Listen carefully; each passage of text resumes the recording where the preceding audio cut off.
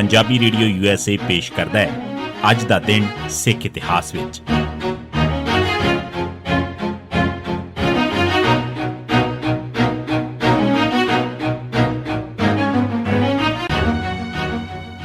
ਸਿੱਖ ਇਤਿਹਾਸ ਦੀਆਂ ਘਟਨਾਵਾਂ 'ਚ 23 ਜੁਲਾਈ ਦਾ ਦਿਨ। 1707 ਮੁਗਲ ਬਾਦਸ਼ਾਹ ਬਹਾਦਰ ਸ਼ਾਹ ਅਤੇ ਗੁਰੂ ਗੋਬਿੰਦ ਸਿੰਘ ਸਾਹਿਬ ਵਿਚਕਾਰ ਮੁਲਾਕਾਤ। ਔਰੰਗਜ਼ੇਬ ਦੀ ਮੌਤ ਪਿੱਛੋਂ ਉਸਦੇ ਪੁੱਤਰਾਂ 'ਚ ਬਾਦਸ਼ਾਹ ਬਣਨ ਵਾਸਤੇ ਜੰਗ ਸ਼ੁਰੂ ਹੋ ਗਈ। ਇਹਨਾਂ 'ਚ ਮੁਅੱਜ਼ਮ, ਜੋ ਕਿ ਬਾਅਦ 'ਚ ਬਹਾਦਰ ਸ਼ਾਹ ਬਣਿਆ, ਸਭ ਤੋਂ ਵੱਡਾ ਸੀ। ਉਹ ਉਸ ਵੇਲੇ ਜਮਰੌਦ 'ਚ ਸੀ ਤੇ ਉਸ ਦਾ ਦੂਜਾ ਭਰਾ ਤਾਰਾ ਆਜ਼ਮ ਦੱਖਣ 'ਚ ਸੀ। ਮੁਗਲਿਆ ਤਖਤ ਉੱਤੇ ਕਬਜ਼ਾ ਕਰਨ ਵਾਸਤੇ ਸਭ ਤੋਂ ਅਹਿਮ ਲੜਾਈ ਜਜ਼ਾਊ ਦੀ 8 ਜੂਨ 1707 ਦੀ ਲੜਾਈ ਤੋਂ ਪਹਿਲਾਂ ਭਾਈ ਨੰਦ ਲਾਲ ਤੇ ਖਾਨਖਾਨਾ ਜਰਨੈਲ ਰਾਹੀਂ ਬਹਾਦਰ ਸ਼ਾਹ ਦਾ ਰਾਬਤਾ ਗੁਰੂ ਗੋਬਿੰਦ ਸਿੰਘ ਸਾਹਿਬ ਨਾਲ ਹੋਇਆ ਤੇ ਗੁਰੂ ਸਾਹਿਬ ਨੇ ਤਖਤ ਹਾਸਲ ਕਰਨ ਲਈ ਜਜ਼ਾਊ ਦੀ ਲੜਾਈ 'ਚ ਉਸ ਦੀ ਮਦਦ ਵੀ ਕੀਤੀ, ਜਿਸ 'ਚ ਬਹਾਦਰ ਸ਼ਾਹ ਨੂੰ ਜਿੱਤ ਹਾਸਲ ਹੋਈ। 23 ਜੁਲਾਈ 1707 ਦੇ ਦਿਨ ਬਹਾਦਰ ਸ਼ਾਹ ਨੇ ਗੁਰੂ ਸਾਹਿਬ ਨੂੰ ਦਰਬਾਰ ਵਿੱਚ ਬੁਲਾ ਕੇ ਉਹਨਾਂ ਦਾ ਮਾਣ ਸਨਮਾਨ ਕੀਤਾ ਤੇ ਖਿਲਤ, ਜਿਸ ਦੀ ਕੀਮਤ ਉਦੋਂ 60,000 ਰੁਪਏ ਸੀ, ਵੀ ਭੇਟ ਕੀਤੀ।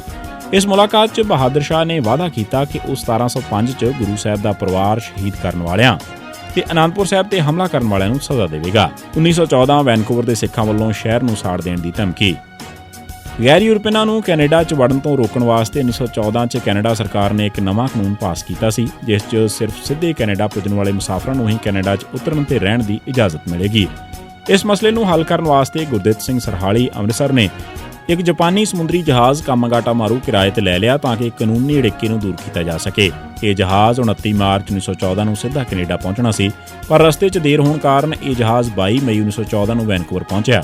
ਕੈਨੇਡਾ ਦੇ ਨਸਲੀ ਹਾਕਮਾਂ ਨੇ ਇੰਜ ਸਿੱਧੇ ਪੁੱਜੇ ਮੁਸਾਫਰਾਂ ਨੂੰ ਵੀ ਉਤਰਨ ਦੀ ਇਜਾਜ਼ਤ ਨਾ ਦਿੱਤੀ।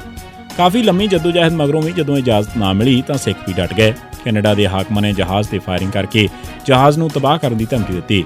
ਇਸ ਦੇ ਜਵਾਬ 'ਚ ਕੈਨੇਡਾ ਦੀ ਸਿੱਖ ਸੰਗਤ ਨੇ 21 ਜੁਲਾਈ 1914 ਨੂੰ ਵੈਨਕੂਵਰ ਦੇ ਗੁਰਦੁਆਰੇ 'ਚ ਇੱਕ ਇਕੱਠ ਕੀਤਾ ਤੇ ਮਤਾ ਪਾਸ ਕੀਤਾ ਕਿ ਜੇਕਰ ਜਹਾਜ਼ ਤੇ ਗੋਲੀ ਚਲਾਈ ਗਈ ਤਾਂ ਸਿੱਖ ਵੈਨਕੂਵਰ ਸ਼ਹਿਰ ਨੂੰ ਸਾੜ ਕੇ ਸੁਆਹ ਕਰ ਦੇਣਗੇ। ਸਿੱਖਾਂ ਦੇ ਇਸ ਐਲਾਨ ਤੋਂ ਸਰਕਾਰ ਡਰ ਗਈ। ਹੁਣ ਸਰਕਾਰ ਨੇ ਸਿੱਖ ਆਗੂਆਂ ਨਾਲ ਮੁੜ ਗੱਲਬਾਤ ਕੀਤੀ।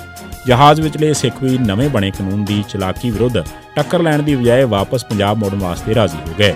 ਕੈਨੇਡਾ ਸਰਕਾਰ ਨੇ ਵੀ ਜਹਾਜ਼ ਨੂੰ ਤੇਲ ਤੇ ਖਾਣ ਪੀਣ ਦਾ ਸਮਾਨ ਲੈਣ ਦੀ ਇਜਾਜ਼ਤ ਦੇ ਦਿੱਤੀ। ਅਖੀਰ 23 ਜੁਲਾਈ ਨੂੰ ਜਹਾਜ਼ ਕਲਕੱਤੇ ਨੂੰ ਵਾਪਸ ਮੁੜ ਪਿਆ। 1985 ਰਾਜੀਵ ਗਾਂਧੀ ਤੇ ਲੌਂਗੋਵਾਲ ਵਿਚਕਾਰ ਮੁਲਾਕਾਤ।